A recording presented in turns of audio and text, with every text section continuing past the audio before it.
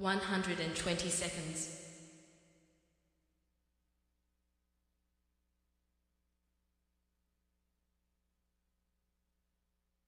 110 seconds.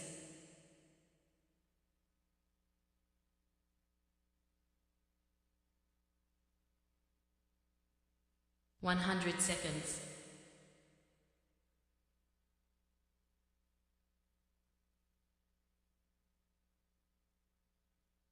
90 seconds.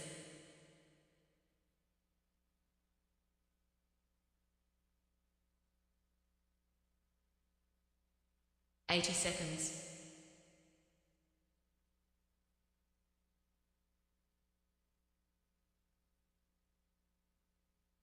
70 seconds.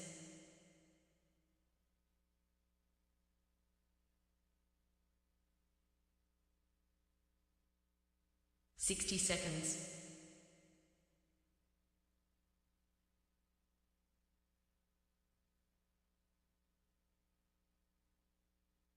50 seconds.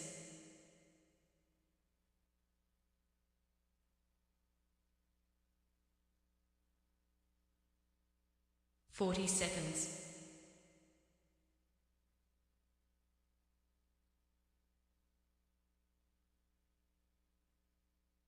30 seconds.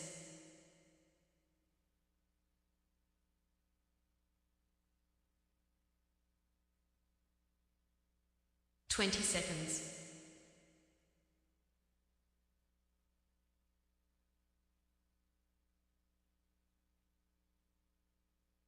10 seconds.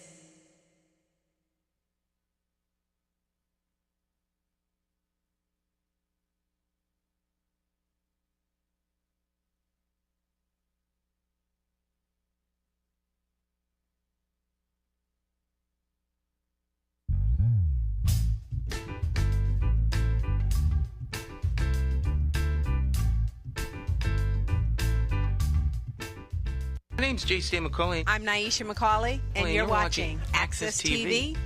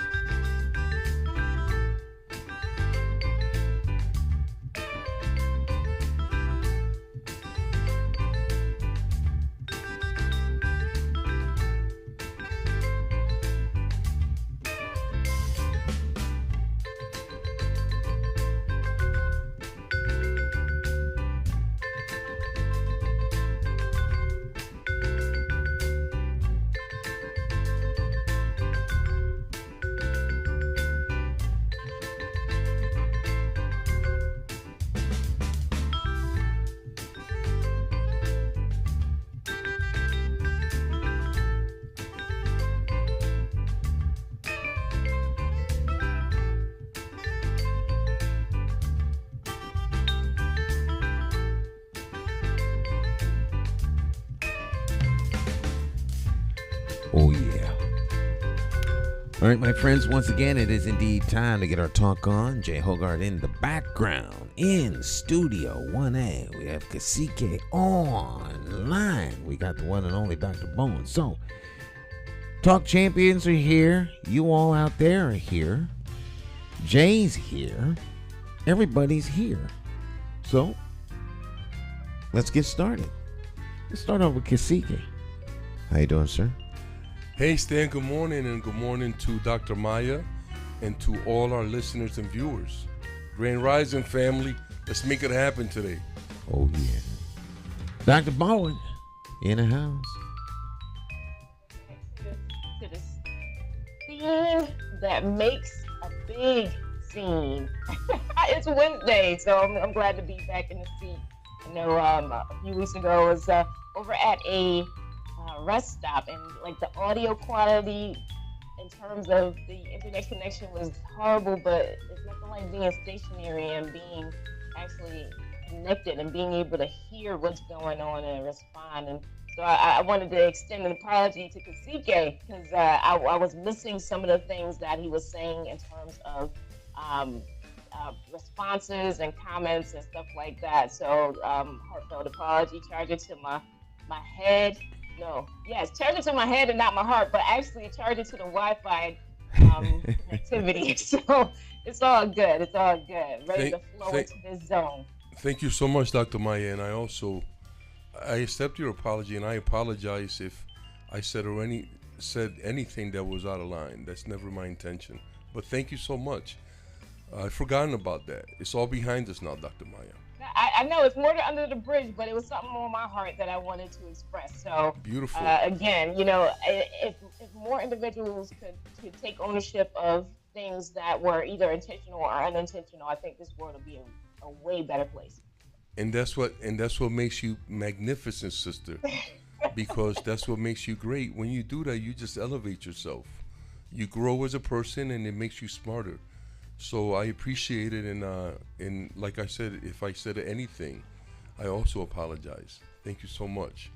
Your apology is accepted as well. It's all flowing into position, because I think that as we swerve into these times that are always going to be bent in different angles in terms of uncertainty, I think that having time to self-reflect on things and realizing how it is that where it is that, and when it is that you have an opportunity to make amends, that is most appropriate. I think that what a lot of our media outlets have done is glamorize individuals not taking accountability for self. I mean, we are human, we're flawed, and we do make mistakes. And so we also have the ability to actually come forward and step up to the plate, put on our big boy and big girl shoes, and make amends, smooth things out. I got spray starch and a hot iron. Let's iron out these wrinkles. Amen. Thank you, Dr. Maya. Thank you for, like I said, for being a magnificent young queen. That's what we do. That's what we do, man. We take care of business. So appreciate that. Thank you for being a leader and leading the way also. Mm-hmm. You covered a lot of bases there, Dr. Maya. You're showing how to do it. You're showing folks how to do it. We have a platform. And, individuals, they see a lot of things.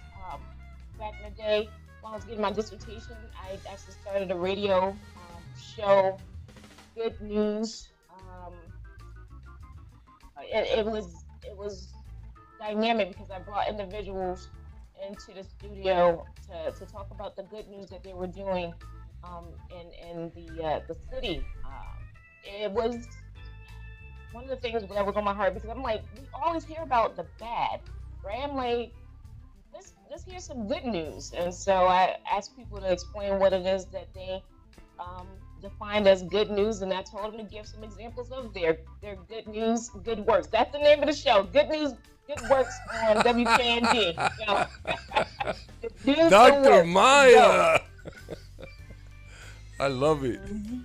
Good stuff. Awesome. Good stuff, man. Then I ran out of money, and so I was like, yeah, I'm going to have to cut this show short, but it's all good. And it allows for me to give individuals a platform to recognize their good works in the city of Hartford. Yeah, absolutely. And that I think part of what I try to do is, like, when I bring guests on, is usually to highlight and to expose the good work that they're doing. To give them that also some light. So definitely agree with that. And so I think I had a guest planned for today, and we had a little bit of miscommunication, and she ended up being in New Orleans this week. Mm-hmm. But this is a woman that I know from Meriden. She's an entrepreneur, mm-hmm. and when she comes back, we'll get her on. But just to show people that I think that me being a small business owner, mm-hmm. It's kind of hard for me to fit in, because big business doesn't want me to do business, and then the small business, the business that has several employees, but under 10, let's say, or even under 5, 3 or 4 employees, they don't want me to do business either, because they feel like I'm taking away from what they do. But I want to eat too, so I can relate to all of that, and that's why I want to bring some entrepreneurs in, so they can talk about some of the things that they do, some of the obstacles that they have to go through, and things like that. But yeah, I definitely, really enjoy that part of the program when we get to either have a guest on or talk about somebody who's doing some really magnificent work in the community, or even somewhere else, something that maybe we can share with our viewers that and maybe be bought here, something that's really good somewhere else and be bought here. I really enjoy that part of the show. The small business person, yeah, everyone I guess wants to put you out of business for their own sake. Yeah, when you're right, but there's a lot of businesses that are individual, and that's becoming. And see, that's the thing that I was trying to get at when we were talking about earlier. When I said to Dr. Maya, a lot of people just don't want to work now. They left their job, and they're doing what I'm doing. They're trying to create their own little thing, their little niche, whether it's a hobby or a dream that they had. They finally want to make a move on. I think that a lot of things are different. The other thing that's very different, and I think is going to become more commonplace, is the work from home. I think the companies and the big insurance companies and big business like that is realizing that if they can have people do their work from home, they save a lot of money. Absolutely. So I think though that I don't think I think I'm hearing what you're saying, but I just want to make sure. What you don't mean that people don't want to work. They don't want to work for a corporate or some oppressive entity, because they're still working. They're just working. So it's not like people don't want to work. They don't want to work any longer under the old model of oppressive top-down kind of we own you mentality. Yes, very much something along those lines. Absolutely. Okay. Yeah. It feels great, man. I tell people, listen, Stan, I'm 63. Mm-hmm. Been working since I was 4. Mm-hmm. I retired from Hartford, and then I worked in New Britain for a little bit. Mm-hmm. Then I did something else for a little bit. Mm-hmm. And I ended up now working for myself. It's the most gratifying thing I've ever done. I worked for somebody else my whole life, gave them all my intellect, my physical, gave them everything, and just ended up with absolutely nothing. Yeah, Didn't save a dime, had nothing. Then I go into business for myself, and I've had great success, and it's very gratifying. When you build something from the ground up and you see it flourish, it's very good. So I encourage everyone, but especially our young people that are coming out of high school and college, please think about building, inventing, creating something for yourself. It's the best thing you'll ever do, and you'll never work a day. Absolutely. Because it's like they say, when you do what you love, you're not working. You're just Amen having a to good that. time, man. Oh yeah. So, yes, absolutely.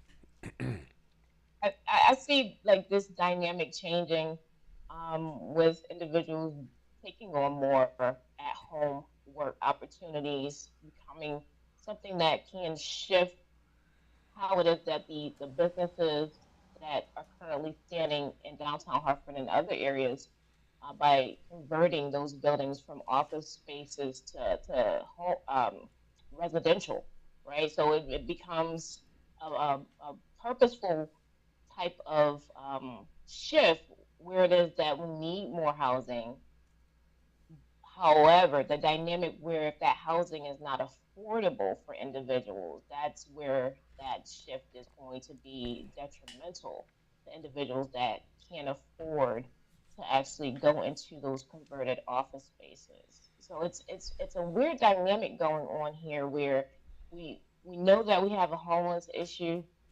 We know that the shift in dynamics of work from home is becoming highly valued by employees, but at the same time, they have what's called upskilling in terms of a concept where individuals need to take steps towards building up their skill sets in different areas in order to be more marketable to employers, so that it is that they can too work from home. So instead of doing the physical labor aspect of many of the jobs, they're utilizing their brain power, their brain capacity to be able to solve whatever problems within the roles that they get as a work from home employee. So the question becomes, how many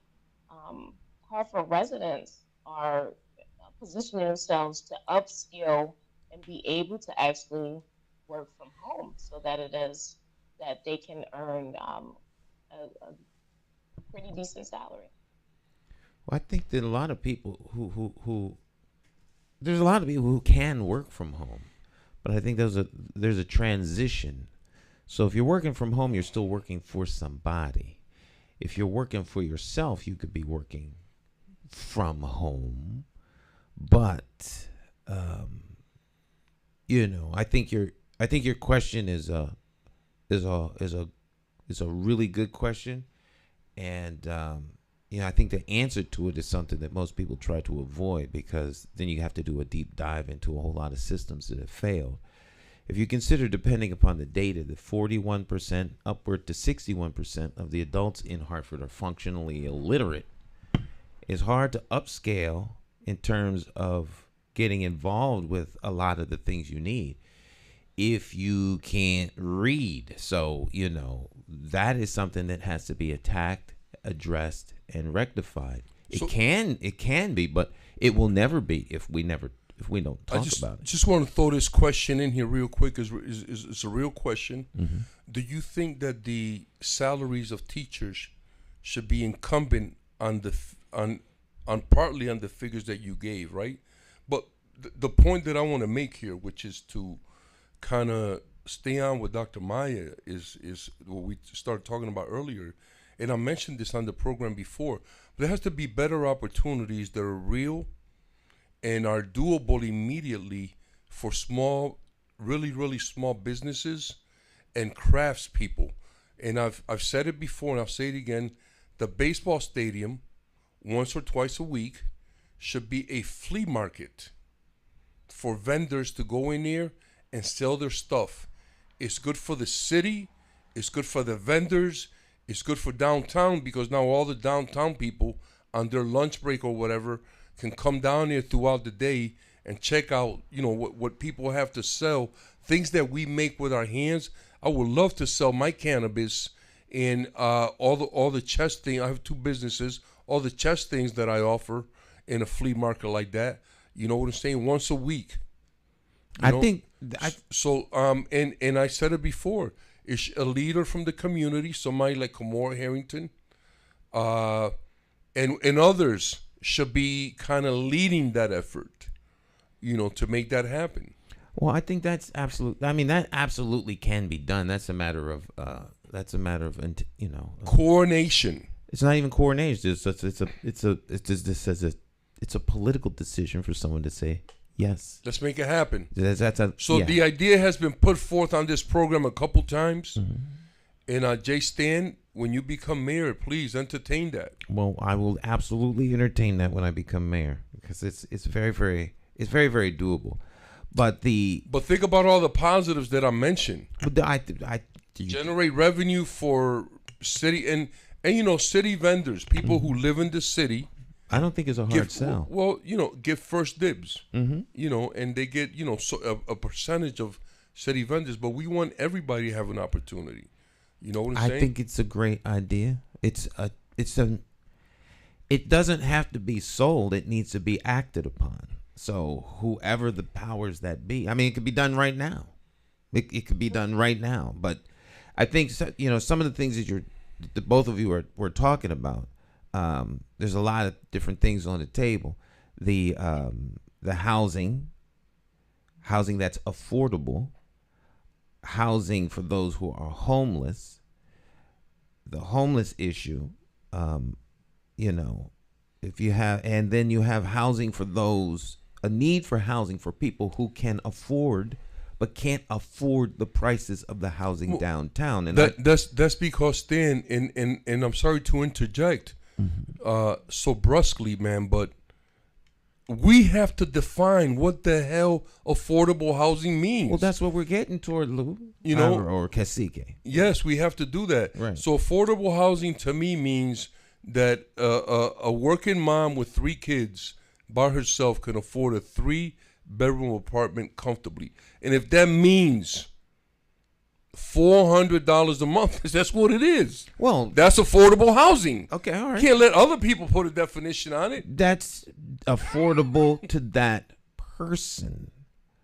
Now, you are in business. You sell chess pieces. Yes. Affordable for me is a nice new bone chess place for about $10. Now, you can't make money with that. Yeah. So I'm saying, if you're in the housing business, if you build houses, unless someone's going to underwrite and supplement your housing, then those housing costs have to be borne by you. Now, we have affordable housing downtown because the affordable housing downtown has been underwritten by,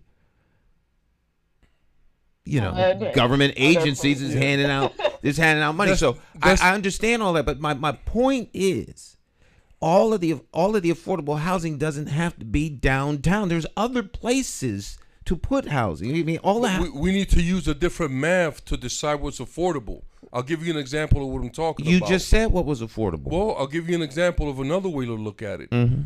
Say Dr. Maya wants to build a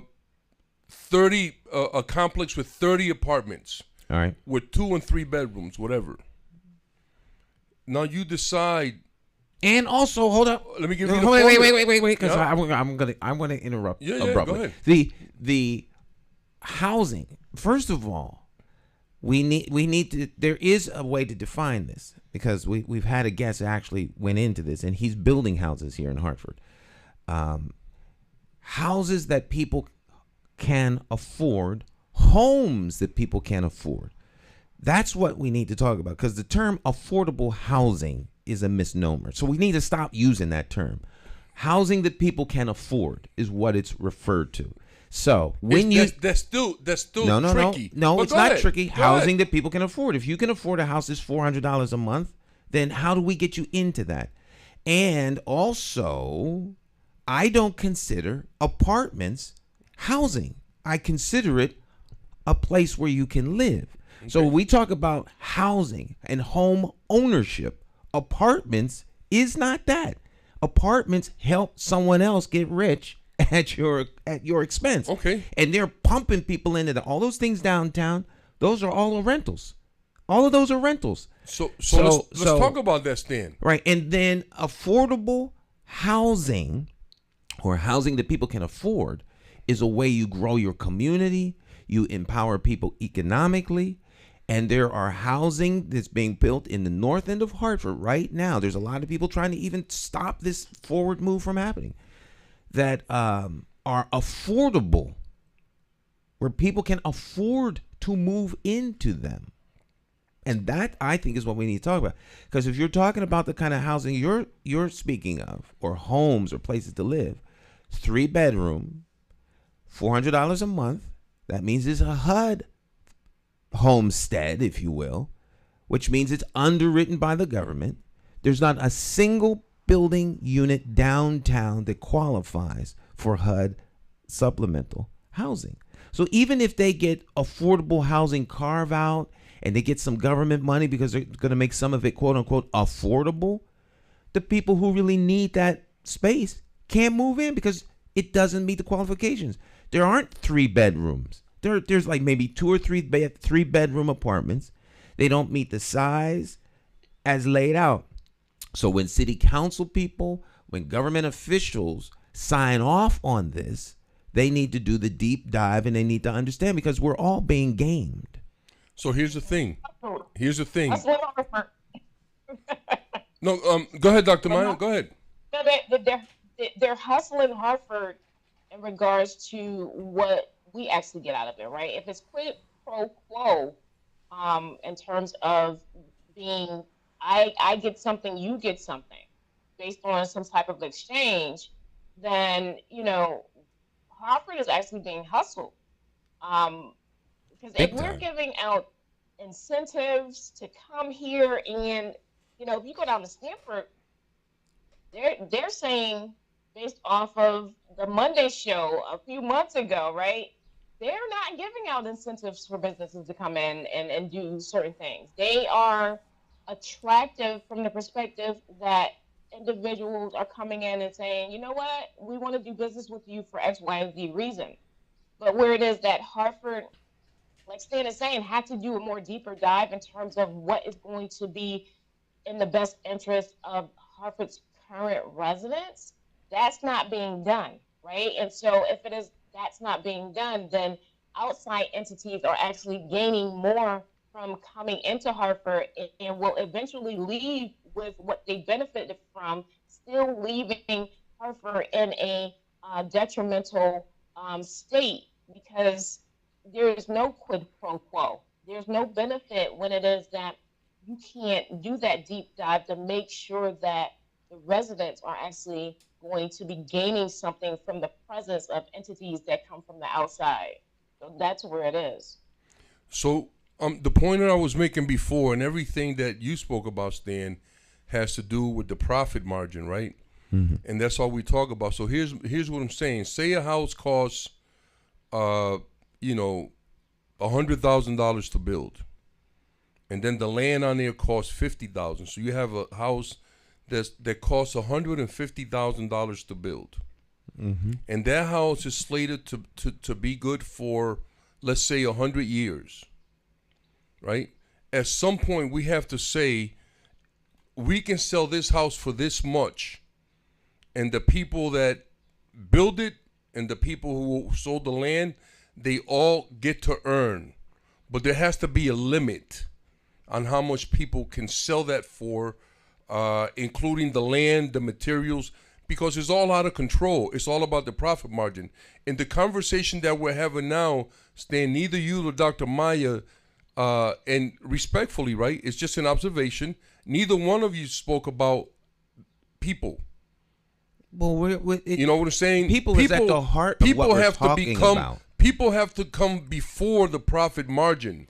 And we cannot use the business model that we have now in any way, because it's not people friendly. It's this not. Okay, so let's say it's totally people hostile. At the end of the day, all of this deals around people. To me, you don't have to talk about rescuing people when we talk about the cost of putting human beings on a ship to get them from the sinking water. So if people is the center of what we're talking about, to me, that's a given. It's all about people. So if people are going to be first, then we need to change our whole model and let's say, forget about money. Let's just serve people. Conceptually, that works. There's a whole series of television shows around that. Star Trek, where money is not the objective. But we don't live in that world. Money motivates everything that we do. There has to be a resource set aside. One of the viewers here talked about the cost of Buckley High School. Well, the overrun, $50 million overrun because of shortage of... $61 million. Right, but 61 million. But that's because of supply chain. There's a lot of reasons why the cost has spiked. Now, we're talking about educating kids. Put them in the Civic Center and give them some lessons. But that's not all that it takes. So who's going to pay for this? If the taxpayers pay for it, then everybody's going to have to sit down and come to consensus, and you're going to have votes and referendums and this, that, and the third. By the time you get done with that, people will either starve to death or die of exposure because they're laying out on the street, and we're having discussions about how, what we're going to do with them. If it was up to you or me, they'd have a place to live. By the time we could get to them from here, we walk them to come with me, and we would put them somewhere. But clearly, it's not that simple. So who's going to pay for it? How's that resource going to be generated? We could do it the old-fashioned way. What is it? The Jehovah's Witnesses? I think Jehovah's Witnesses still do this. When they build a church, all the members come together and they put up a building. Mm-hmm. That's the cost. Yes. The building. They collaboratively cooperate. Yeah, they use all their skills. Their skills and resources, and they raise the building. We could do that as a society, like Habitat for Humanity. There are plenty of models and plenty of people who do this. The problem is, how do we get that to be done? So until we're all willing to make the sacrifice to actually go out and help build each other's houses and to help our neighbors lift up, that's great conceptually. But the reality is we have a lot of buildings downtown. Companies are not coming back to them. They're on the grand list. That grand list is what generates the tax income for the city. If there's no taxes coming into the city, those who are being supplemented by those taxes, they're not going. Where's the money going to come from? Where are the resources going to come from? So my approach is keeping that in mind. I'm not lessening the other things, but there's a lot of stuff that's dependent upon this revenue coming in, and then you've got these charlatans who are taking advantage of the situation, lining their own pockets because they see opportunity to rob the piggy bank. Well, there's a lot of things going on right now, Stan, that's happening right before our eyes, and we kind of let it go. How do billionaires pay less taxes than regular people? How did that happen? They're accountants. As speaking the seat of someone who has 2 accounting degrees, ask their accountants. It's based on how it is that they maneuver in terms of the tax code and looking at what happened within the business that qualifies for that. That's how they do it, right? And so where there's a will, there's a way. And so there's always going to be loopholes that are found in terms of how things are put together. But what I wanted to do is shift gears just a little bit, because your original question was related to tying in the salaries of teachers to the educational outcomes of our students. And to address that, I would say no, don't tie it into the teacher's salary, tie it into the superintendent's salary.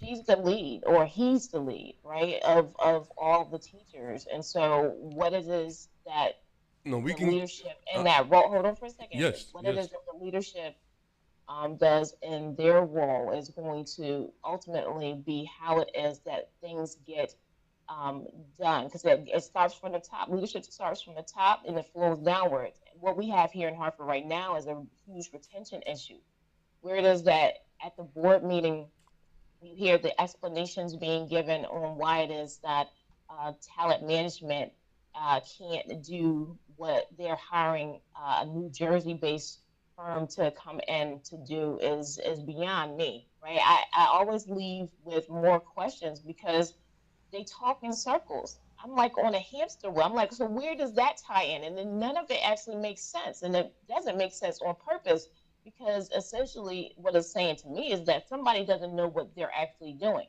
If it is that you look at everybody that's currently staffed by Hartford Public School Systems and identify why it is that they may possibly leave, right? Because if we keep losing folks and then we're trying to fill those gaps, that speaks to how it is that they feel about the system itself in terms of the value being played. And that starts from the top. If certain things are not, again, ironed out before it is that a teacher or any other staff member decides to leave Hartford Public School Systems, that needs to be addressed. We could fill roles, and then we're going to have seasoned professionals actually leave, so it's an ongoing cycle. Not to say that other districts aren't having it, but Hartford is near and dear to me because I was born and raised here. And so where you look at the leadership and what it is that they've done to actually get a really good understanding of why it is that individuals are leaving. If their morale is low, they're stressed out and overly worked, and yet you have HR, which is talent management, saying that they need assistance. What's really going on in that office that ties to the superintendent's position that is being missed here, right? It's a mess, yes, but messes are made, and where messes are made, they too can be cleaned up. So I don't think that the salaries of teachers are so much the real issue. I think it's the salary of the leadership, right? They're getting paid way more than the teachers, and payroll is always going to be an organization's biggest expense. And so let's take a look at what's going on from the top, and then see what needs to be done in order to adjust things as the leadership flows down to those that are being supervised, because it's there's a big gap in what's going on in terms of a lot of different things, but it's always going to go back to the top. Well, It's flowing down from the top. So let's start there. okay. Well, I think you have some. I think the salary of the superintendent is like the salary of the mayor, or the captain of a ship. They are the leader of the. I think the superintendent is the leader. However, I'm more in line to hold teachers accountable because they're the ones who actually do the work and they're the ones that interface. And you may have a CEO who keeps the company afloat. Anybody that's worked for a company where the CEO was bad and the company went under would much rather have paid him double the salary if he could keep the doors open. But the people who actually do the work, you couldn't get away with putting out a defective product. If you're working on an assembly line and you kept missing putting on a major piece, I think that the CEO's job might be getting rid of those people, but other than that, you can't be putting out a defective product and keep getting paid. We could have a new superintendent every day, and that's not going to change. Right. Every week, every month, whatever. But I think that ultimately, not only does the community have to hold teachers accountable, but teachers have to do a better job of holding themselves accountable. You know what I'm saying? And understanding that when you're a teacher, whatever community you work in, you are part of that community. So you're not no longer just, if you think you're just an employee, then that's you already know what the problem is. You know what I'm saying? I agree with that. A member of the community. Right. You know what I'm saying? Not an employee. You're a member, like blood, because you're either gonna help that community build and rise, or you're gonna contribute to its demise. I like that. That's one I'm gonna embrace that.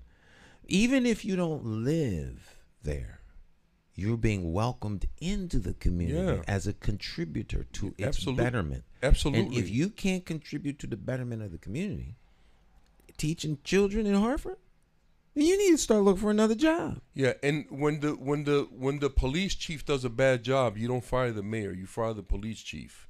Right. And when the superintendent doesn't do a good job, that's when the superintendent is incapable of bringing that district to the next level, it's time for them to leave.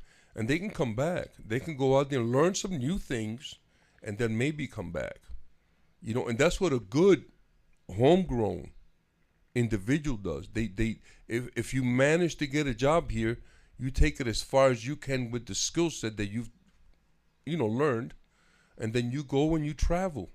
You go to school, you do whatever, and then you come back with that new knowledge and once again bring the community to a higher level. You don't go somewhere and don't come back, So I'm tribal. Everything that I do is about tribe. The tribe is more important than the individual, but the tribe is made up of individuals. So we have to keep all those things in mind. But I just want to say one more thing about what we were talking about, because it's very important.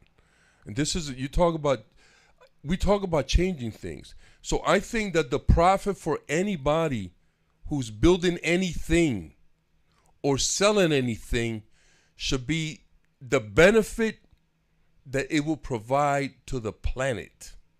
That's your profit. All right, I can dig that. We're gonna take a short break. I think Dr. Bowen has to. She's got other educational commitments. Being dean now. You need your profits. So we're gonna take our break. She's gonna sign off, and good to see you again, Dr. Bowen. And we'll see you. Hopefully, we'll see you next week. We know you're very busy, but and Dr. Bowen, thank you for your insight, sister. Beautiful. Thank you, and thank you for yours as well, TK. Have a great day, everyone. All right. All right, my friends, we'll take a short break. Let you hear the number one smash hit, Vote for Stan. We'll be right back. Yes. Hey, Hartford, Connecticut, I'm talking to you. We got to get out and vote. Vote for Stan McCauley. It's our time. We gotta rise up and take it back. Vote for Stan McCauley. Vote for Stan. You gotta vote for Stan McCauley. Vote for Stan. Vote for Stan. Oh yeah. It's more than politics than just what your social covers. And it ain't somewhere written down in bold letters. Don't just take my word for it, do your research. Think of your future, look at your bigger picture. Suit and tie, clean up, unity for the righteous. Plotting on action, hands on access. With a light source vision, door to door knocking. Guerrilla style marketing, brainstorm as a collective. Real neighborhood suggestions. Only we know what it is where we living. To make real life decisions. Move on facts, make it manifest back. You gotta vote for Stan McCauley. Vote for Stan. Vote for Stan. Vote for Stan. Oh yeah. Look at your city. Stop. Take a look around. Is opportunity flow into your house? Are you working? Wait, can you save some money? And is your neighborhood safe? Or is it a homicide every night?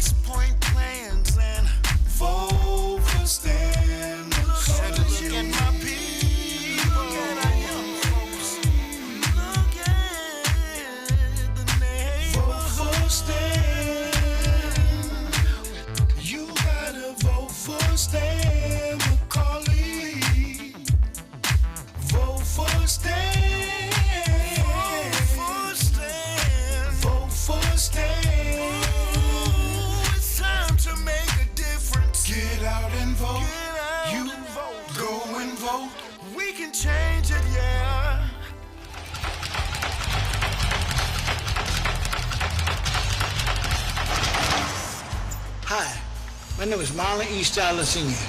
Many of you may know me as the two-time welterweight champion of the world. I'm here to tell you that Democrat J. Stan McCauley, as our next mayor, will fight for you until the last bell. Help me throw a knockout punch. Go out and vote for Stan the man. My name is J. Stan McCauley, and I approve this message.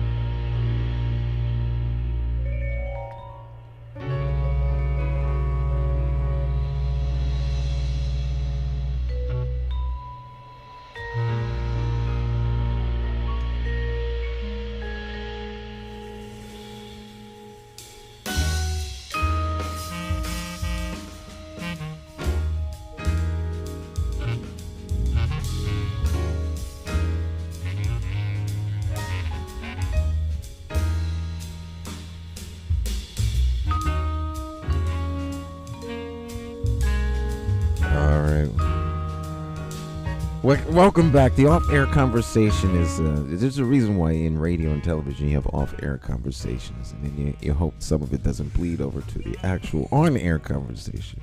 Kasika in the house as we continue our morning conversation. And you know, Stan, I just want to say to the folks out there that Dr. Maya Bowen, showed her leadership in action today when she came on. We had a little discussion, and it was wonderful to see young people, man, just moving like that. It was uplifting. And now, Stan, you know, I'm thinking about that video that you just played, and I got to tell you, I was impressed. It was magnificent. It showed you in a lot of places in the community, mixing it up with people in the community now. Did something happen that I don't know about? Are you the mayor now? Is the mayor's race over? Because I haven't seen or heard from these dudes or nobody.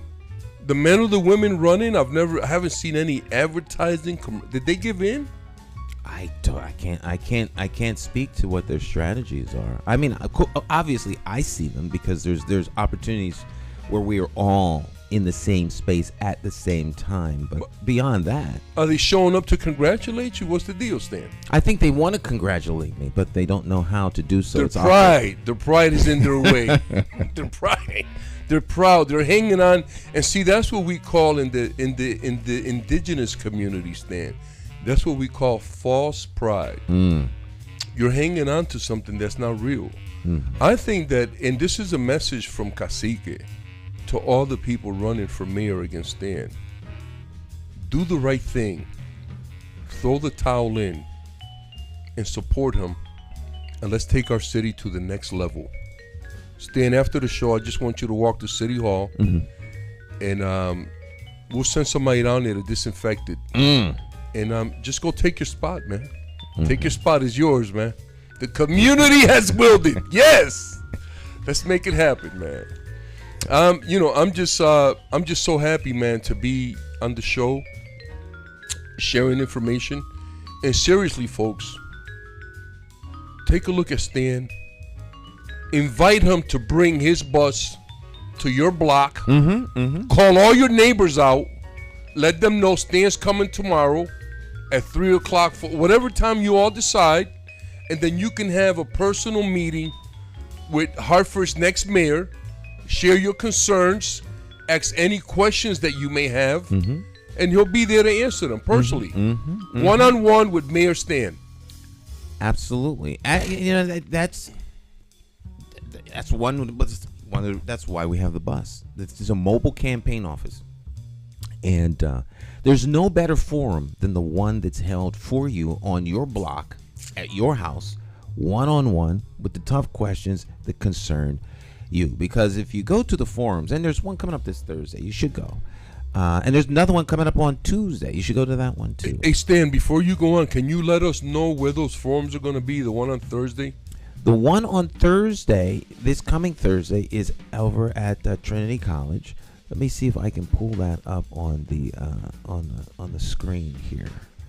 But the one at Trinity College is going to be the Behind the Rocks NRZ, the Maple Avenue NRZ, and the Frog Hollow NRZ. Those three NRZs have gotten together, along with Hartford Votes, Hartford Voter Coalition, and a couple of others. I'm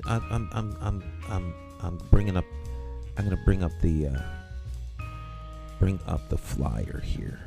Hold on. Well, I don't know about the Hartford Voter Coalition, but those NRZs, man, those turn out to be some real disappointments and some real white and police apologists. What's going on with that, man?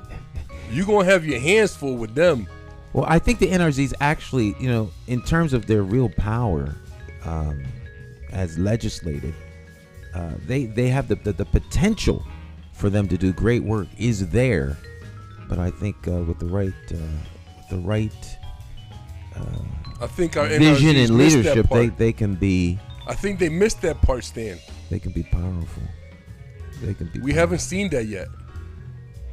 Well, that's something I have heard from several people. Let me see. Well, let me do this.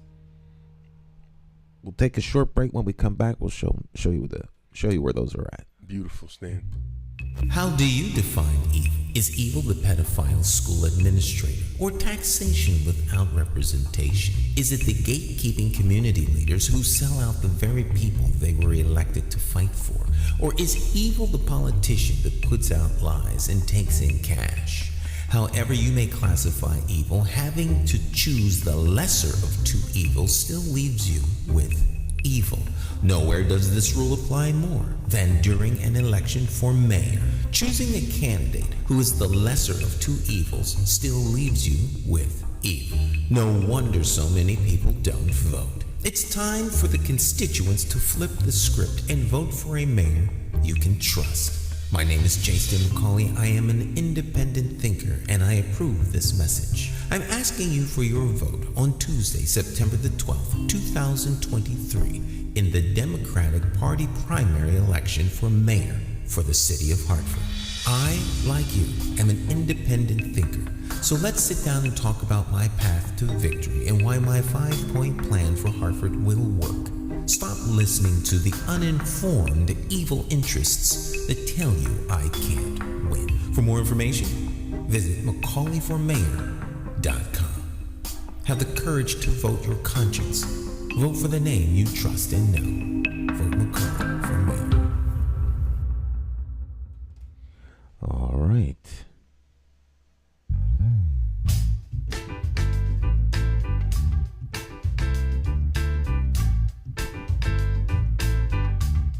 Hi. My name's J.C. McCauley. I'm Naisha McCauley, and you're watching AccessTV.org.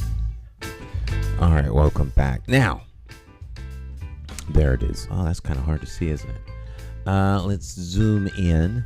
This is the one we were talking about. Oh, that's at Vernon Street in Hartford, 114 Vernon Street. Yeah, what did I just do? Just click back, Stan. No, the other one, the little circle one, next to it. No, right on top of the bar. You know, the little back. Yeah, that one. See what refresh. happened. That's a refresh. Oh, okay. I thought it was the one you. Back. Yeah, I went back to the I had them. Oh. But it's Thursday. It's Thursday. It's Thursday. It's 114 Vernon Street. Yeah. And, you know, you have to come in through Trinity College, or if you park on Broad Street, you can come in through the gate there. But yeah, 114 Vernon Street. What's that time again, Stan? 5 o'clock. 5:30. 5:30. 114 Vernon Street on Thursday. It's like a debate for the majority candidates. Is a candidates forum. Mm-hmm. And, you know, we're inviting everyone to come out, ask questions. There it is right there, Stan. There it is. 5:30 to 8:30, so it's about 3 hours. Should be plenty of chance for people to ask questions and for the candidates to really show what they have. Now, I just want to remind everybody of what Eric Coleman and John Fonfera said in an earlier debate. Both of these dudes got up there and said that they've been with the they both have about 40 years of experience, either between them or individually each, like 30 and 34, whatever. Yeah, almost 80 years. Okay, between them, right? Yeah. So they both said that they have seen their districts decline all the years that they were there. And my question to our viewers and our listeners is, what the hell are they still running for? If they haven't been able to do it in their districts as state reps and as senators, what makes anybody think that they're going to come and fix our city? They're part of the problem.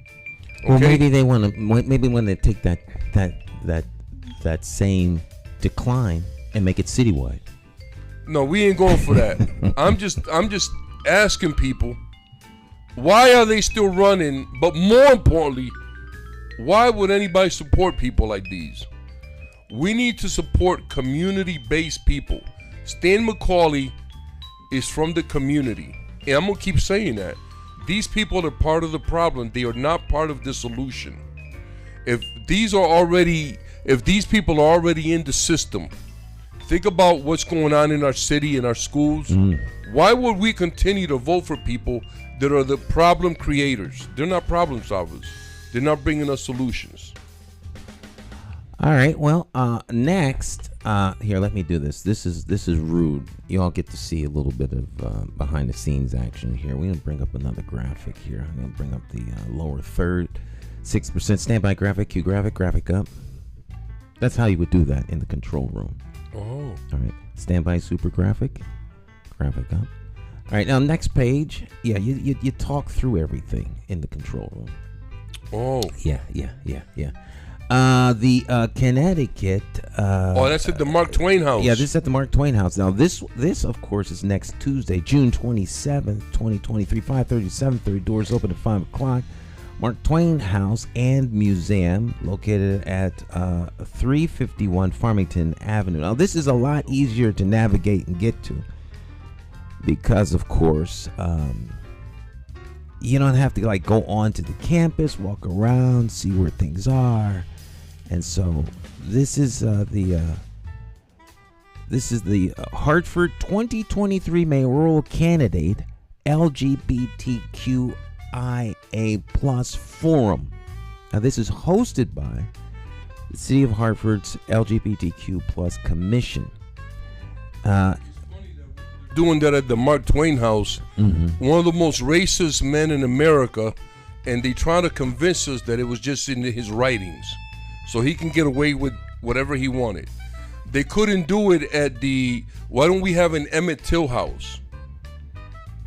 You know what I'm saying? I'm worrying about the places that these, I don't think that the people involved have any sense of history and the impact that the continued images and recognition of these places has on our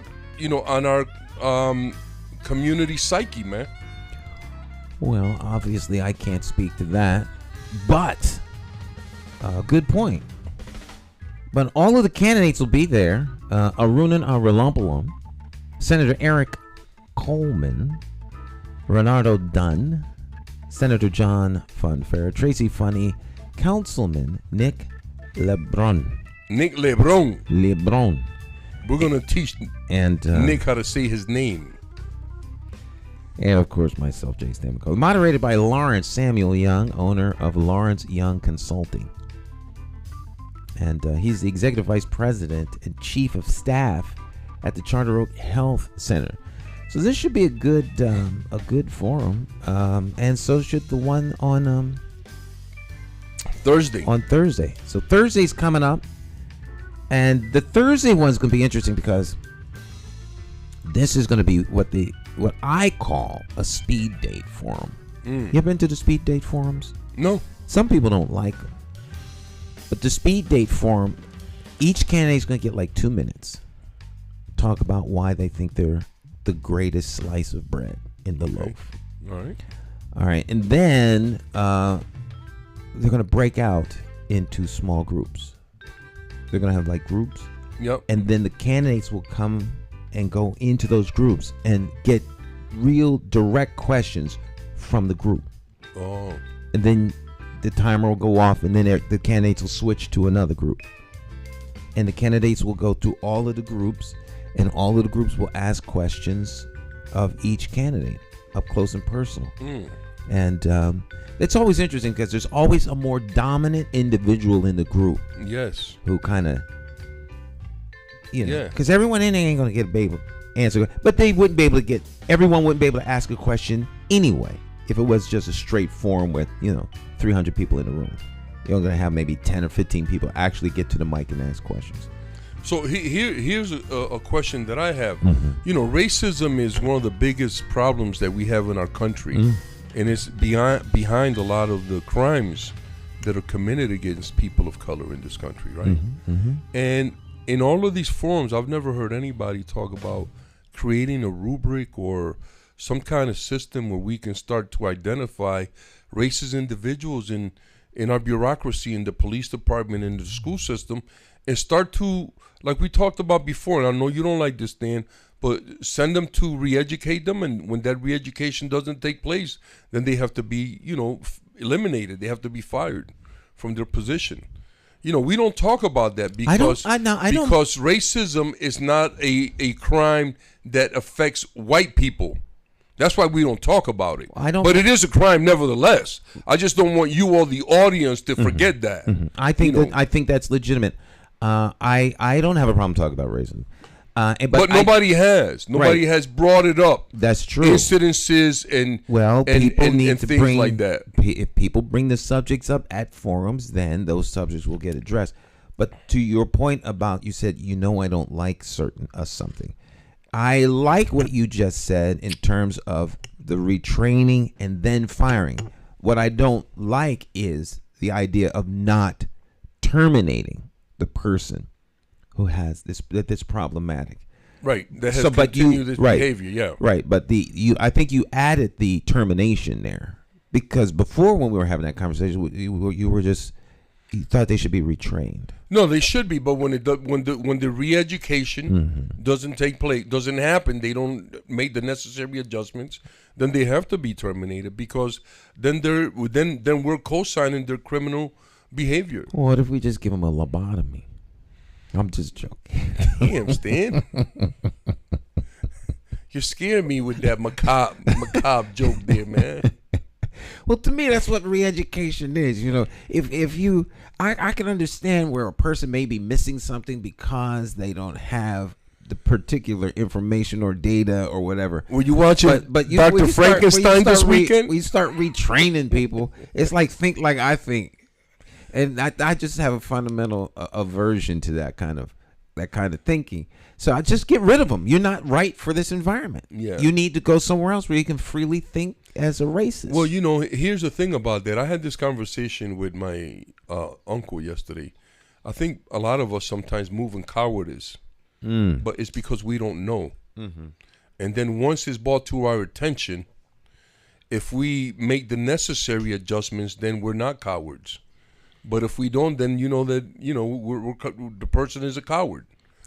You know what I'm saying? So what I mean by that is, I agree with you, but workplace behavior is different than your belief system. That is true. If you can adhere to the things and do it in goodwill and in good faith, you don't have to like it. Right. But you carry out your duties, with respect and stuff. Then we can work with that. You could be as racist. You can go home and burn crosses. I don't care. Right. But at work, you're not bringing that to work. Leave the gasoline, the crosses, and the white robe. You're not bringing that to work. You can't bring that in. Right. And whatever inappropriate behavior we have as individuals or as a group, as black and brown folk, we need to leave that at home too. Absolutely. You know what I'm saying? So it's for everybody. Accountability is across the board.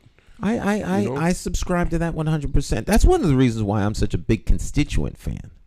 Oftentimes you get into conversations and folk will have special classes of citizen. You have protected classes. Now I understand there are protected classes and there's reasons for the protected quote unquote classes, but to your point earlier, when you were talking about the crime of racism doesn't apply to people who are white, the protected class doesn't apply to them too, because they're by default in the protected class.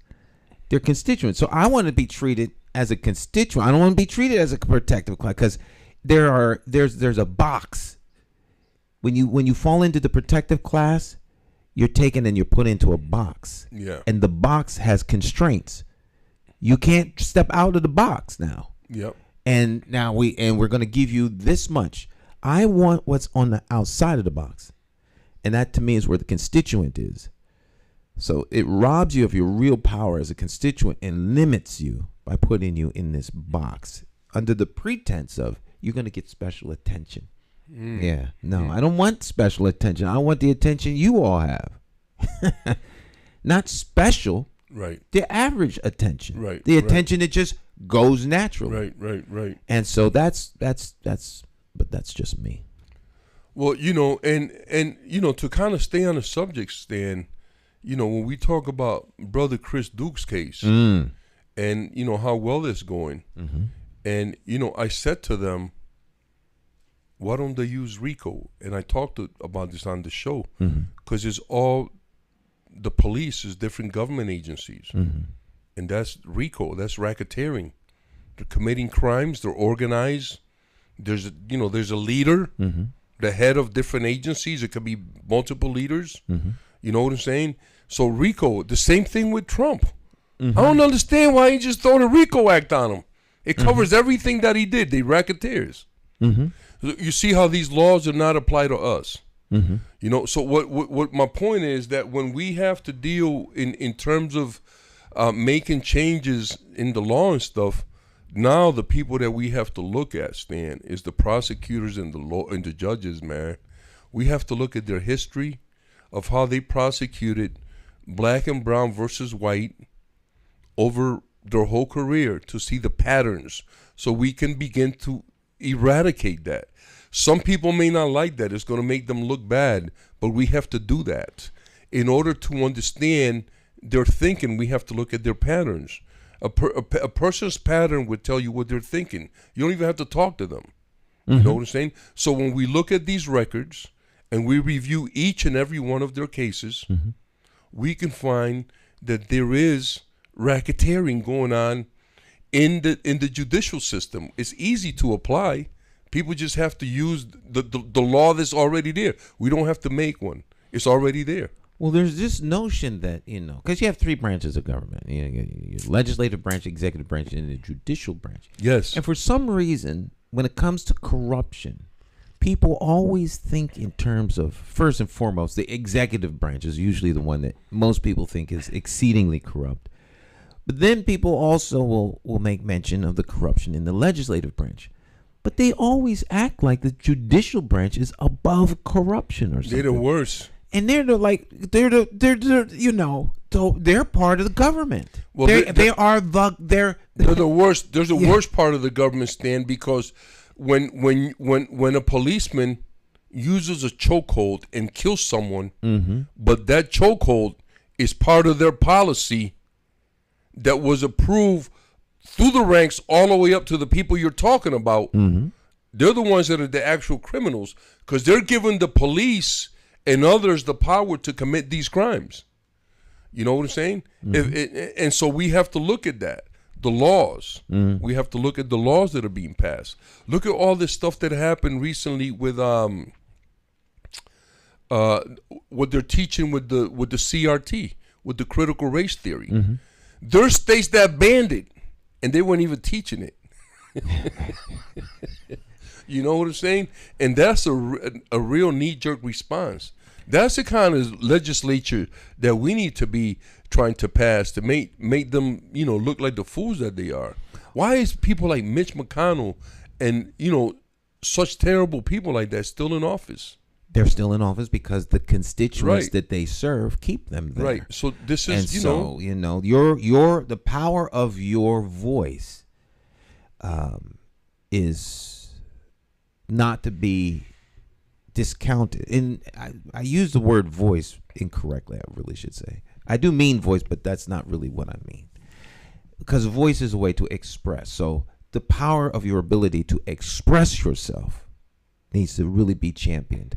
And one way you express yourself is at the polls, when you vote, because your vote puts people into power that then make the rules. And so the people that are elected to office fully understand that. That's why in some cases they would prefer for you not to vote. So if a person got into office and they controlled all 10 votes, then they only need those 10 to vote and they're in. Even if there's 100,000 people in the city, if only 10 get to vote, then it's a lot easier to control 10 votes than it is 100,000 votes. That's the American voting process, right? Yeah. Because that's what happens. It's not the popular vote that decides. Well, not for president. For president, yeah. Because it's a lot easier to control. Right. Well, they're not going to ever give you that vote. But on the local level, because to me, all politics is still local, right? You can actually make a difference at your Board of Education meetings. You can make a difference at City Council. You can make a difference at everything local, because you can go in and you can talk to these people, particularly in a town like Hartford. Yeah, but that's almost like it's almost surreal, Stan, because you can make a change in your Board of Education and you can make a change in your City Council as long as you're not challenging the law. You know what I'm saying? Then you're gonna have some issues. Challenging, make that more plain for me. What do you mean challenging a law? Well, you can challenge policy. Mm-hmm. You can challenge rules and regulations, but when you can challenge the law. You but can that's change the law. It's a different process. You're going to run into a lot of obstacles, especially if people are benefiting from it. Well, that is true. From the way that it is right now. Right, but that's just gangsterism. And well, you have it. Which is there's plenty of gangsters in government. I was talking to an attorney in New Haven last week. I went with Chris to see some of the people that were wrongly convicted, and we're out there speaking about their personal horror stories. Yes, their personal horror stories is right. And this old white guy, he said to me, he said, "Well, these young judges will never reverse a ruling by an old judge because they'll never get their stuff passed. It just doesn't happen. So it's entrenched. It is entrenched, but it didn't get that. It wasn't always entrenched. I agree. And I was talking to somebody at an event, maybe 2 weeks ago, and the person was saying, talking about the powers that be here in Hartford. And in particular, one particular entity. And I said, well, they weren't always there. They weren't always there. So just like, and before them, there was someone, right? So who's coming next is the question. And the next depends upon y'all.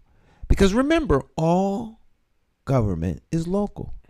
And I don't think people really understand it. So you and I were talking about a couple weeks ago the town committee. Now the town committee nominates everybody, even like the John Larsons and the Blumenthals. They are nominated by town committee people. You can't get any more local than that. So town committee people run for office. So you could get a group of your citizens from your district to run for town committee. Get out there, knock on the doors, get the votes and such, and now you're the new town committee in that district. And then you put people forward that you want. You then determine, well, are we going to give votes to Chris Murphy? Are we going to give votes to John Larson, whatever the case is? Senator McCauley, Mayor so-and-so, City Council person so-and-so, Treasurer so-and-so, probate judge so-and-so. All of these decisions in terms of whether the party gets behind somebody are made on the local level.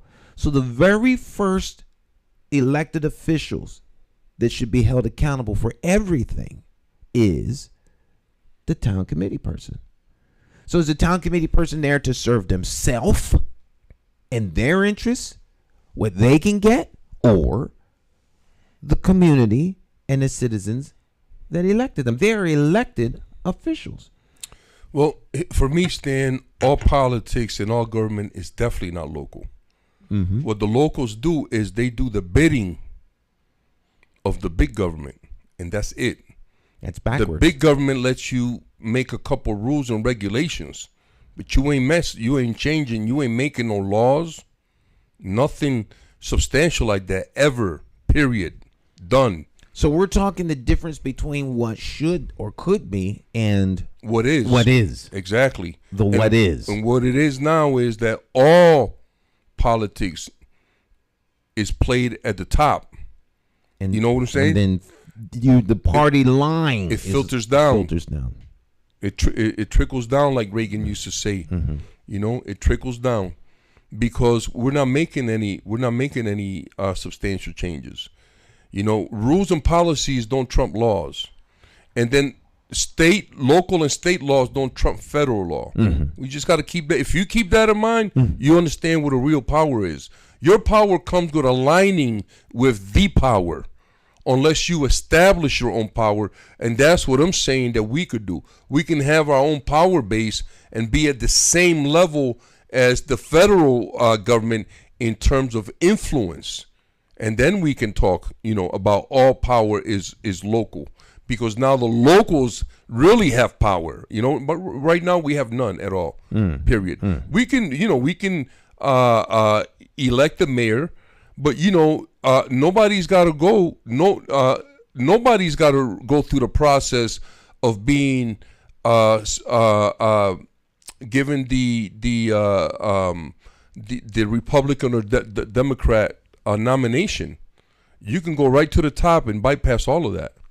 You can run as a petitioning candidate. Exactly. So there is a way to do it. Yeah. But nobody really has had, when you establish a base of power, that you can do all of that without their nomination. You're going to see them running to your table. And I think that the way you're doing things now, Stan, you can accept all the nominations that they want to give you, as long as you remind them and move like you're working for the community. Well, you know what I'm saying? I will always be one who works for the community. That's beautiful. Right. So in my mind, yeah, we're going to win. Well, in my mind, we already won. Right. So the question is, what level of access will you have once I'm in office? That to me kind of is the question. So, what kind of level of access will you have? Right. In terms of, I'm going to tell you right now, you're going to be like a smaller version of Obama. Obama could have got a lot of more stuff done if party politics were put aside. I think the country, the Republicans, the Democrats, and in between, we could have moved, many years forward. I think his vision was much, much, much broader. I think he came and they took him into the seventh sub level and told him how this is going to play out. Well, that's why I think they take you down to, now that you are here. Let's tell you, this is where we are on the big chart. This is where we're going to be. Now, here's what you are going to be allowed to do. And we have some bureaucracies within our government that are out of control. As crazy as it sounds, two of the best things that we can do with big government is get rid of the FBI and the CIA. They've committed a lot of crimes and continue to commit crimes. They've conducted acts of terrorism on domestic territory. These are undeniable truths. Yeah, that's what I'm saying. And so they need to be taken down, because now they do whatever they want and can't nobody check them. And it's going to be nearly impossible to take them down. Because the people who run them, and this is, and I say this on this show all the time. In my country, in Borinquen, we say, el que hizo la ley, hizo la trampa. He who made the law made the trap, the way to get out, the loophole, like they say.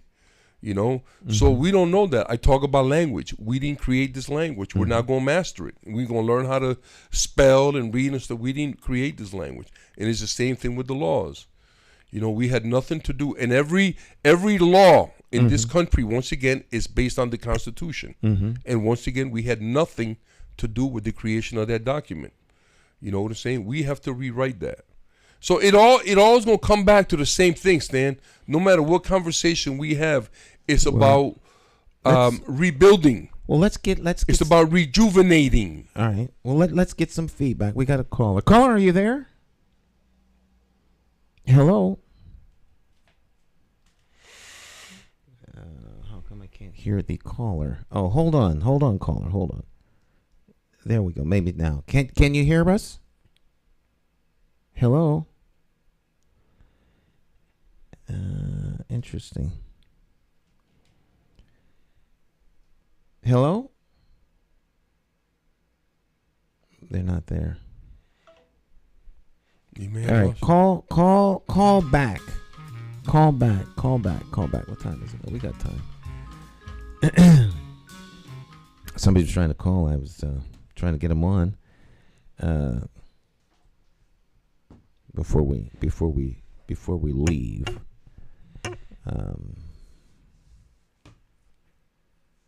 So I want to go back, Stan, to something I said earlier, because You look kind of stunned when I said it. What was that? When I said that the profit that people will get paid is whatever they build, whatever they create, is going to be based on how beneficial and for how long is going to be beneficial to the planet. So when you build a house, when you build an apartment building, when you build a work building, right. You know, how is that going to be? All right. Well, caller, you're live. Good morning, Stan. How you doing? Good morning. How are you? I'm doing fine. Good morning to you and Louise too, as well. Good morning. All right. Just one question I had to ask you, Louise. You mentioned something about you are in the cannabis business. Is that's the same cannabis that's the marijuana straight out and not the hemp? And the only reason why I wanted to bring this up is if I was ever deciding to go into selling marijuana, I would have to sell the hemp product. I couldn't sell the outright marijuana, probably that you sell, and the type of marijuana that's being sold on the streets. And there's so many misconceptions about marijuana. People say it's a crop that's grown from the ground. The Rastafarians believe in marijuana, saying we all need to smoke marijuana. There's no problems with marijuana. And despite the fact that I thought marijuana, once it became legalized, it would pretty much knock out the black market. And then last week, some college student from UConn ends up having a large sum of marijuana in his vehicle, and he ends up being killed. So I could never participate in a drug, even if it's legal, that somehow is going to do harm to people. And I don't know if that bothers your consciousness, or you think it should bother. I know it should bother people that's selling the hard drugs, but what's your take on the difference of marijuana and the hemp form of marijuana, if you know anything about the hemp form? Yeah, well, brother, first of all, thank you for your feedback, and your questions are incredible. The first thing that I would say to you is that there was a point in time in the cannabis business where it was dangerous, when it was corporate, and even gangster to some level, because gangsters, you know, the Mexican cartels and what have you, were involved in it. But cannabis has become completely community now, and people who engage in violence in the cannabis community are kind of cut out of the picture immediately. Nobody wants to put up with that nonsense, because cannabis is a healing plant. And the difference between hemp and cannabis is very little, and they're both are incredible plants. The major difference that I would tell the audience is that cannabis, or marijuana, or flower as we call it, has THC, and where hemp has a very, very small amount of THC, where is completely non-active, and is used for both plants have incredible uses in the textile, in the medicine. And you know, people should know that hemp, if you're going to build a house, there isn't a better product in the world to build your house with than hemp. It's fireproof, is mold proof, is stronger than steel and concrete, and it has so many benefits. It's very cooling in the summer, and it's very warm in the winter. You know, it's insulating, and so I think that for people from the Caribbean and other islands, that's an incredible way to go when you want to build something. So thank you for those questions, brother, man. And you know, if you have anything else, you know, I'm more than happy to answer them for you. And I do sell cannabis, but I sell them in safe venues. There's a couple places in Hamden where we can sell with the permission of the mayor and the police chief, so we can travel there safely, back and forth safely, and set up our stuff and sell safely. I want to bring it to Hartford. I would like to have something like that set up in Hartford. I'm in conversation with some people, but I'm more interested in making sure that the community has access to the baseball stadium. And I don't know how long you've been listening to the show, brother, but earlier I mentioned that baseball stadium should be a flea market for vendors who create things or who sell things, once a week we have an opportunity to go there and set up a table for $25 and do what we do. You know what I'm saying? And it generates, income, money in the community. It helps the vendors. It helps the buyers. Is a win-win all around. So I think that the idea of setting up a flea market is something that I would like for the community to give us some feedback about that also. I think that's a great idea about the flea market at the stadium. Final shout-outs? Yes, man. I spoke to Eugenio Caro. He's been under the weather. He's back up and running. And shout out to my neighbor and my mentor, Lou Brown. Brother, I hope you're having a great day. And Victor Quiñones, the Domino's champion, man. I love you, brother. I hope you're having a great day, man. And to my community, make the best of your day and make every opportunity count. Peace, family. All right. One more time before we go. Mayoral Candidate Forum, June the 22nd, 2023. For those of you watching this in the future, which is now the past for some. This stuff is just a formality. Yeah. I just want everybody to know that J. Stan McCauley is now, as of today, the official mayor of Hartford, Connecticut. J. Stan. Well, congratulations, brother. Thank you. I received that in the spirit in which it was given. Yes, and let's make it happen. And I walk in that. But just to give everybody the illusion of fairness, the optics of it, we will continue with the forums. We'll continue with the forums. You got to do the dog and pony show. Like when they bring out a new person for. I want to be there when all these dudes in one of these forums, they just all turn around towards you and say, "Stan, we're all going to support you. You're the best man for the job." I want to see some courage displayed by these candidates and say, "Stan McCauley, you're the best candidate, and we're going to support you for mayor." When you run, here's the real face of people who love Hartford. After Stan becomes mayor, all of his opponents show up at his office and say, "Brother, where and when do you need me? How can you use my skill set?" That's what a person who loves Hartford will do. After Stan is mayor, you come to his office and you say those words, and you will have our respect. Because then we'll know that you really care about this city. Because no matter who's mayor, when that person wins, we still got to try to support him as best as we can. Even if it's holding them accountable and criticizing them once in a while because you don't feel like they're up to par at that time. You absolutely need to hold accountable. Yes. That's a important part of the job. 114 Vernon Street, Hartford, Connecticut. Event will take place at the Trinity College in the Cornelia. Is that right? Cornelia Center. That's another racist institution, just Cornelia for the record. Center. Another racist institution that has done very little. Okay, very, very little.